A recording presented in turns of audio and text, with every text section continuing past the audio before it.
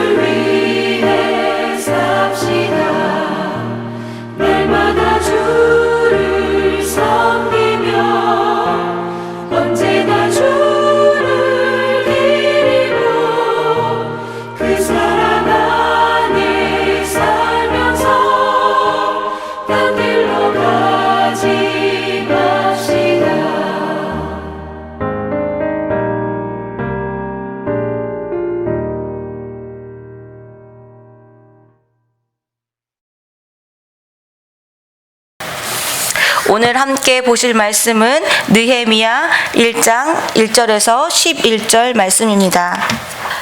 함께 봉독하도록 하겠습니다. 시작.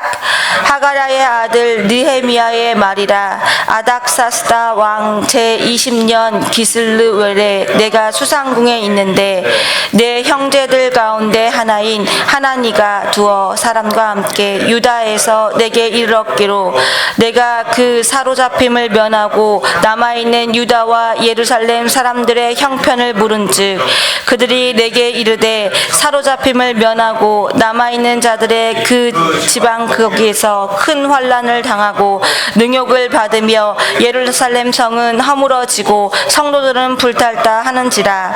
내가 이 말을 듣고 앉아서 울고 수일 동안 슬퍼하며 하늘의 하나님 앞에 금식하며 기도하여 이르되 하늘의 하나님 여호와 크고 두려우신 하나님이여 주를 사랑하고 주의 계명을 지키는 자에게 언약을 지키시며 긍휼을 베푸시는 주여 간구하나이다.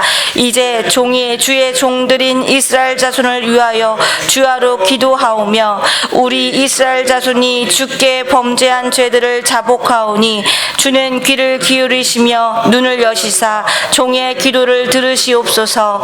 나와 내 아버지의 집이 범죄하여 주를 향하여 크게 악을 행하여 주께서 주의 종 모세에게 명령하신 계명과 율례와 규례를 지키지 아니하였나이다. 옛적에 주께서 주의 종 모세에게 명령하여 이르시되 만일 너희가 범죄하면 내가 너희를 여러 나라 가운데 흩을 것이요 만일 내게로 돌아와 내 계명을 지켜 행하면 너희 쫓긴 자가 하늘 끝에 있을지라도 내가 거기서부터 그들을 모아 내 이름을 두려고 택한 곳에 돌아오게 하리라 하신 말씀을 이제 청하건대 기억하옵소서. 이들은 주께서 일찍이 큰 권능과 광한 손으로 주속하신 주의 종들이요 주의 백성이니이다. 주여 구하오니 귀를 기울이사 종의 기도와 주의 이름을 경외하기를 기뻐하는 종들의 기도를 들으시고 오늘 종이 형통하여 이 사람 앞에서 은혜를 입게 하옵소서 하였나니 그때 내가 왕의 술 관원이 되었느니라. 아멘. 마음이 급할수록 우리는 기도를 해야 합니다. 성경에서 가르치는 복은 하나님과 함께하는 삶이고 어떠한 환경 가운데서도 하나님만 의지하고 하나님만 바라보는 삶입니다. 성경 속에는 하나님께서 주신 복을 누리며 살았던 많은 인물이 소개되어 있습니다. 그 중에 한 사람이 바로 느헤미야일 것입니다. 느헤미야는 어떤 환경에서도 하나님만 의지하고 하나님만 보았습니다. 또 하나님께서 기뻐하시는 일에 함께 기뻐하고 하나님께서 슬퍼하시는 일에 함께 슬퍼하며 기도했던 사람입니다. 느헤미야의 삶의 기준은 철저히 하나님 앞에 맞추어져 있었습니다. 어떤 환경에서도 하나님만 의지하고 하나님만 바라보고 또 하나님께서 기준이 되어 하나님께서 기뻐하시는 일에 함께 기뻐하고 함께 행하며 또 하나님께서 슬퍼하시는 일에 함께 슬퍼하며 기도하는 것이 바로 우리 그리스도인들의 삶입니다. 오늘 소개한 느헤미야의 족보는 매우 간단합니다. 하가랴의 아들이라는 것과 하나니가 그의 형제 혹은 동료라는 것입니다.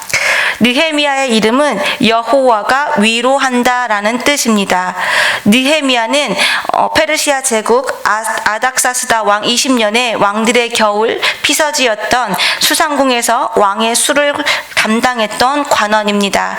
고대 근동 문화에서 술 관원이란 왕의 전적인 신뢰를 받지 않으면 불가능한 직책 중에 하나였습니다.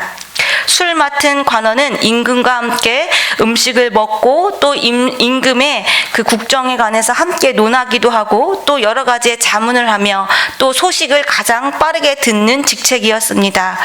느헤미야는 사실 추운 겨울에도 이처럼 따뜻한 수상궁에서 지내면서 왕의 부귀와 영화를 누리는 사람이었고 또 왕의 특혜를 누리는 사람이었습니다.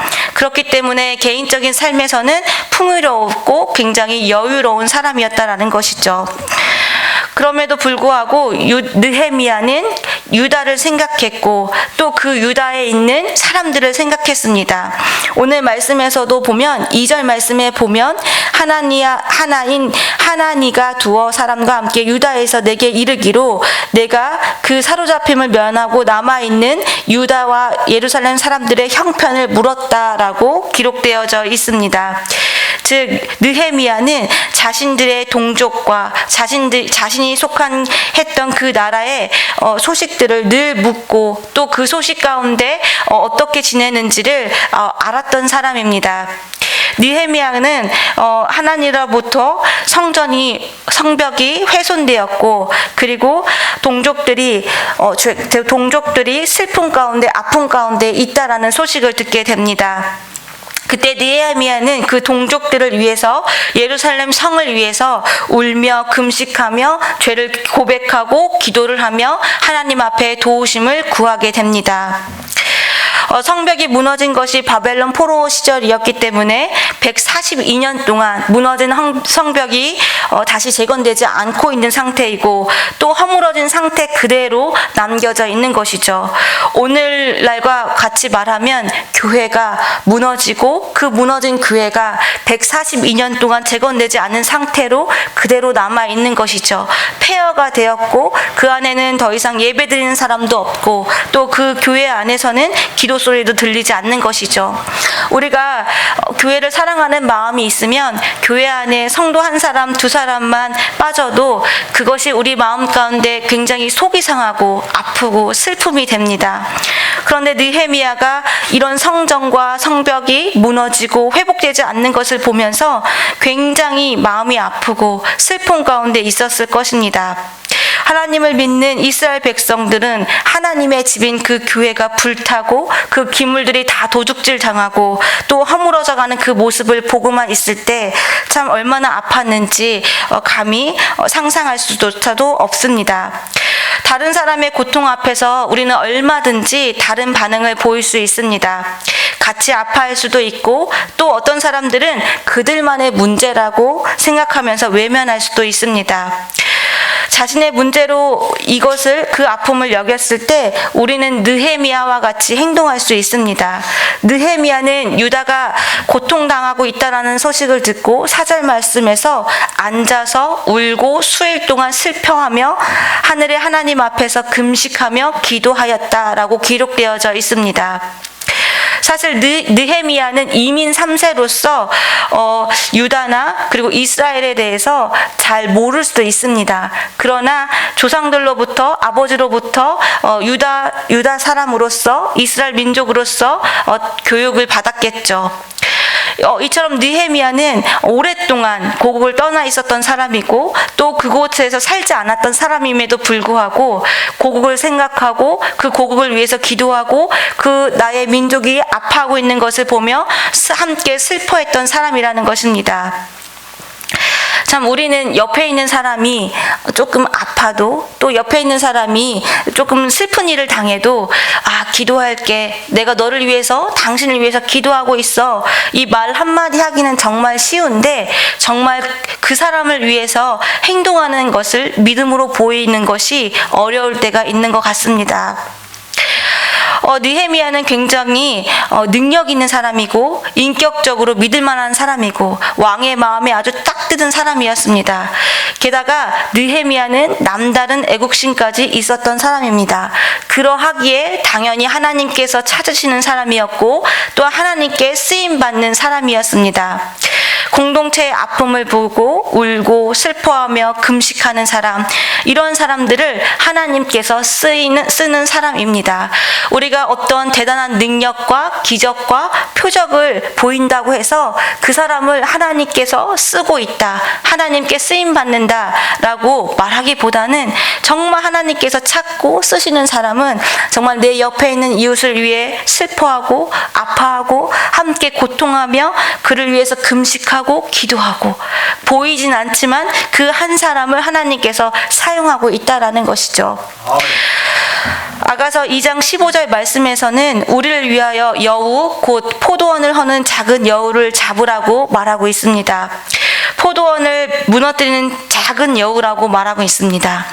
작은 여우는 단번에 포도원을 파괴하지 않습니다. 조금씩 천천히 포도원을 파괴하고 무너뜨리고 망가뜨리는 존재입니다. 포도원은 우리 공동체를 이야기하죠. 우리 교회가 될 수도 있고 가정이 될 수도 있고 사업장이 될 수도 있다라는 것이죠.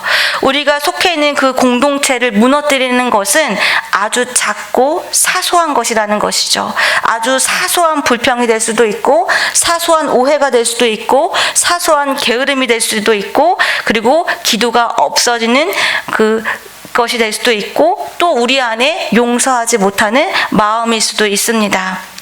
성경에서는 이 작은 여우를 찾고 이 작은 여우를 잡아야 한다라고 이야기합니다. 결국 이 작은 여우가 공동체를 무너뜨리고 가정을 무너뜨리고 그리고 우리 개인적인 신앙을 무너뜨릴 수 있기 때문이라는 것이죠. 하나님께서 우리를 하나님의 백성으로 삼으시고 강서제일교회라는 공동체로 부르셨습니다. 그리고 이곳에서 하나님의 가족으로서 함께 살아가도록 묶어주셨습니다. 느헤미야가 하나님의 약속이 있는 민족을 사랑하고 울었던 것처럼 우리도 늘 우리 교회를 사랑하고 우리 교회를 위해서 울며 기도하며 또 우리 교회 안에 있는 형제 자매들의 형편을 늘 살펴야 할 것입니다. 아멘. 요즘 우리 시대를 가리켜 감격이 없는 메마른 시대라고 말합니다. 늘 우리는 바쁜 시대를 살면서 늘 바쁩니다. 내가 왜 사는지, 어떻게 살아야 좋게 잘 사는 것인지, 내 인생의 목적과 방향이 무엇인지 전혀 생각지 않고 그냥 바쁘게만 살아가게 됩니다.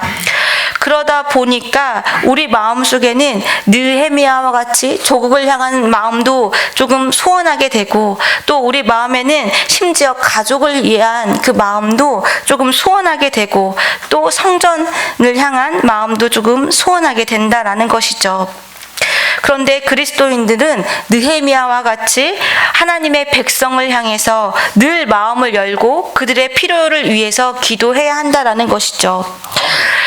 신앙이 온통 나에게만 집중되어 있는 것이 아니라 교회의 문제와 아픔을 또 나의 아픔으로 생각하고 하나님께 기도로 나아가고자 하는 것이 마음으로부터 회복되어야 한다라는 것이죠.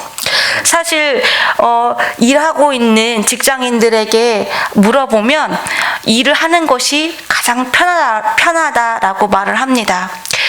아이를 돌보고 가정을 돌보는 것보다 그냥 밖에 나가서 돈 벌고 일하는 것이 너무 더 나에게는 편하고 좋다라는 것이죠. 그래서 제가 직장 생활을 할 때도 집에 들어가지 않는 분들이 굉장히 많았습니다. 특히 남성분들 중에 6시가 퇴근 시간인데 6시까지 놀아요.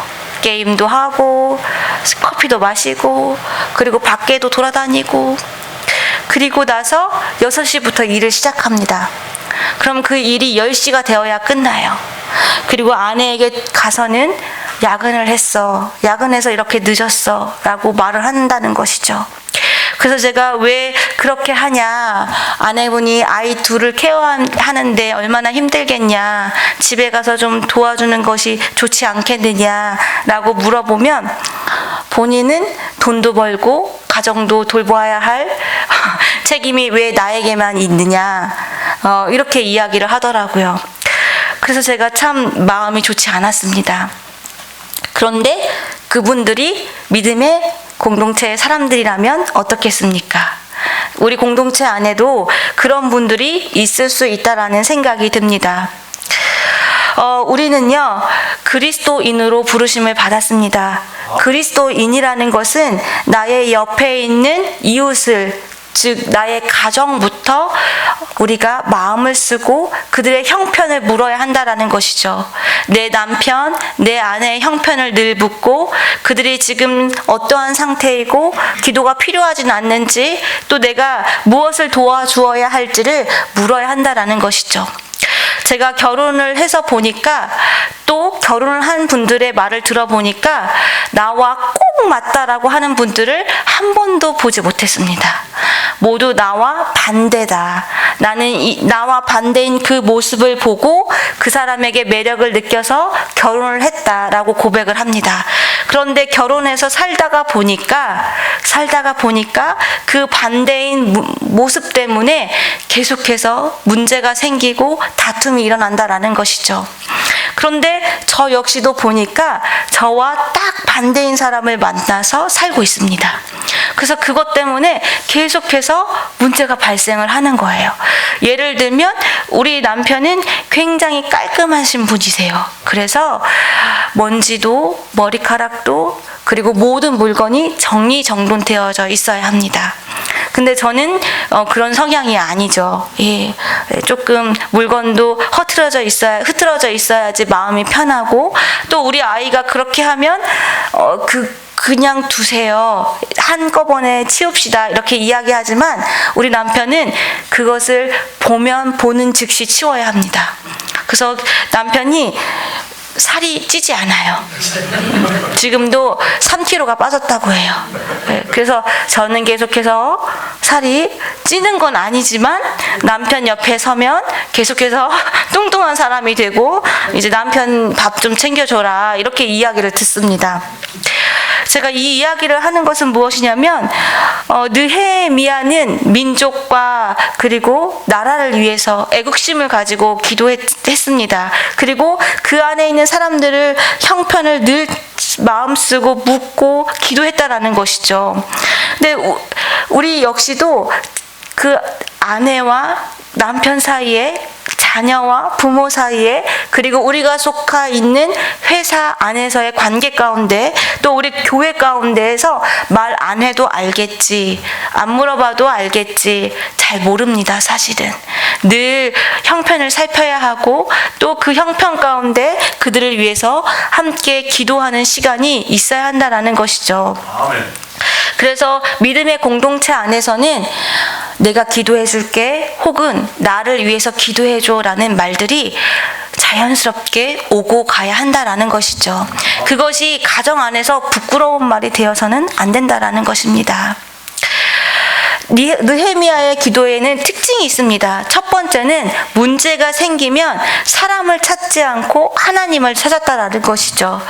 아닥사스다 왕이나 다른 힘 있는 권력자들이 느헤미야 옆에는 있었습니다.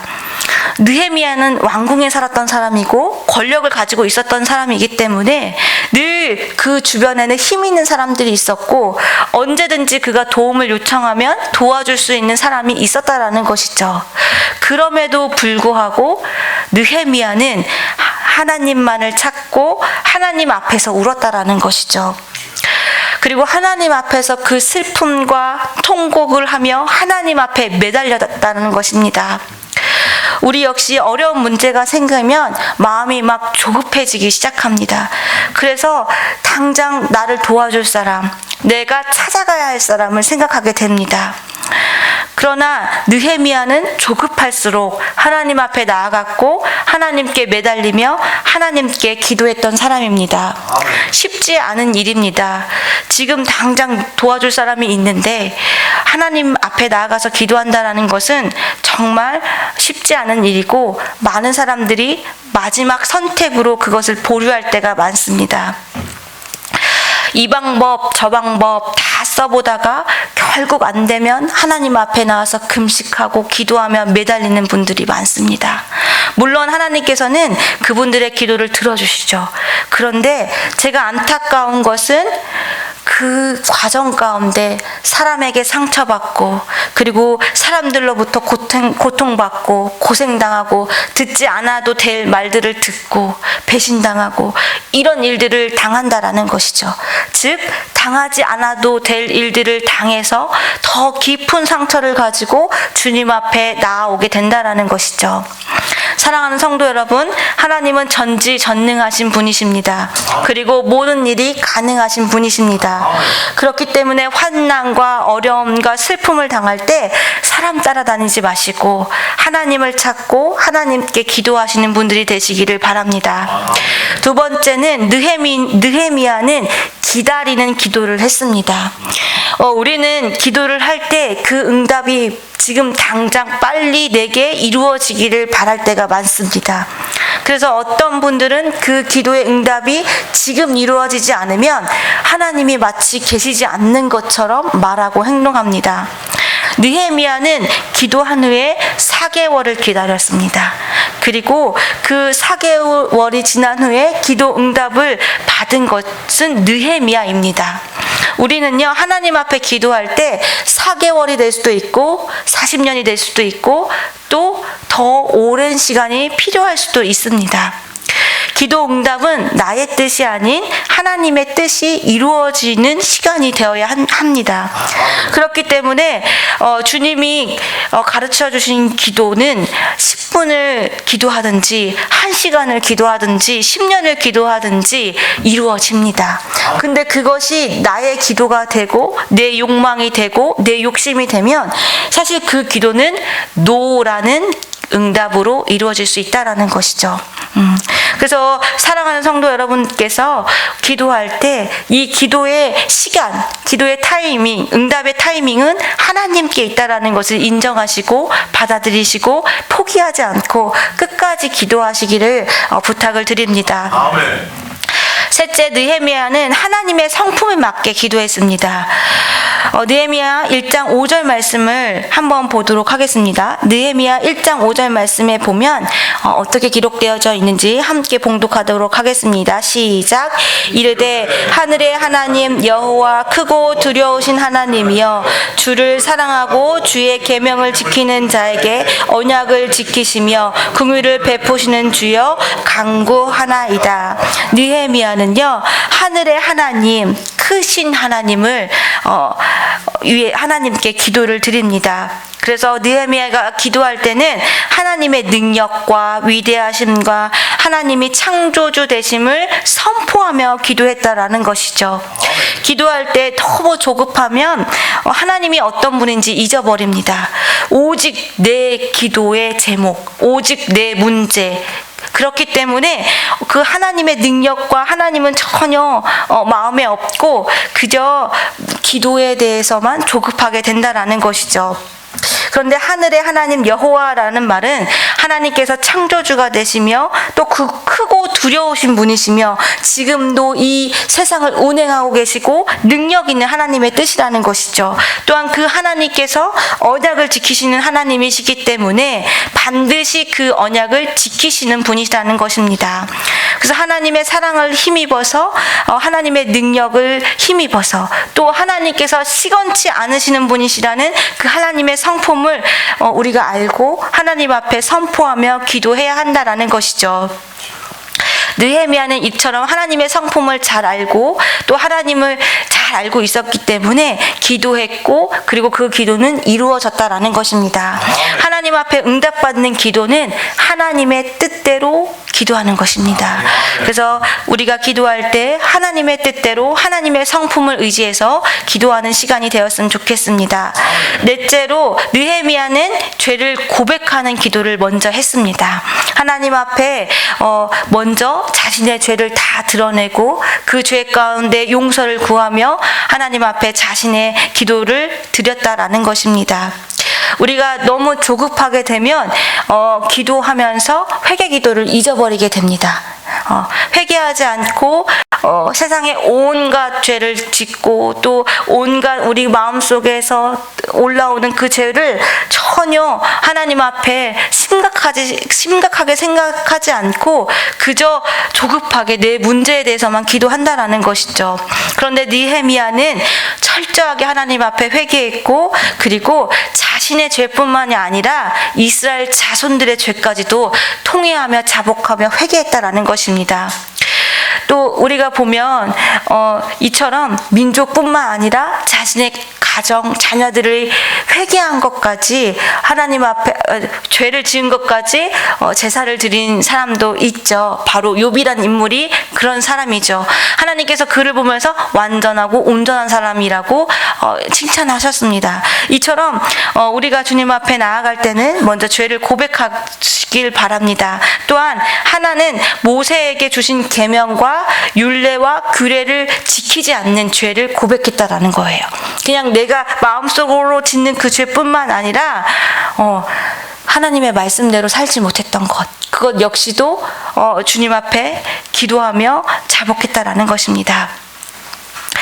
네, 그래서 오늘 우리 새벽 기도 시간에 느헤미야가 하나님 앞에 드렸던 그 기도처럼 그 기도를 드렸으면 좋겠습니다. 첫째는 아까 이야기했던 것처럼 문제를 사람에게 말하기보다 하나님 앞에 가지고 나아가서 기도드리는 시간이 되었으면 좋겠고, 둘째는 기도를 하셨으면 기다리는 시간을 가지셨으면 좋겠습니다.